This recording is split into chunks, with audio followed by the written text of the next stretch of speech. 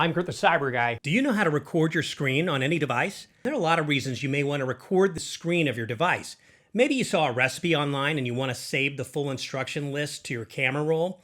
Or maybe you want to record a FaceTime call with someone as you tell them some spectacular news so that you can preserve that memory. Here's how to record your device on an iPhone or Mac computer. Follow these steps on an iPhone. First, you'll want to add the screen record button to your control center for easy access. You can do this by going to your settings and tapping Control Center. Scroll down to where it says Screen Recording and tap the green plus sign on the left. Now when you swipe down from the top right corner of your iPhone screen, you'll see a circle with a ring around it. That's the button you can tap to screen record. If you hold it down, you'll have the option to turn on the microphone or turn it off. Then you can tap Start Recording or just tapping the Screen Record button on your control center. It'll give you 3 seconds to count down, and then everything on your screen will be recorded. If you've got a Mac computer, you can screen record using a QuickTime app.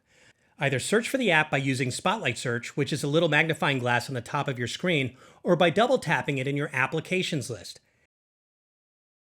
Now tap File, and you can select New Screen Recording. And you'll have a menu pop up where you can choose options for a screenshot or record video of the screen by selecting Record Entire Screen or Record Selected Portion, which you can control using this dotted line box.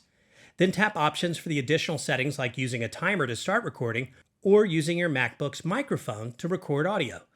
Then tap Record and your screen will be recorded. Tap the Stop button on the top of your screen to end the recording at any time. Now, one important note is that not all apps will allow you to record. For example, some streaming sites may be protected by copyright of a TV show or movie, so if you try to screen record those, it'll likely just show up as a black box.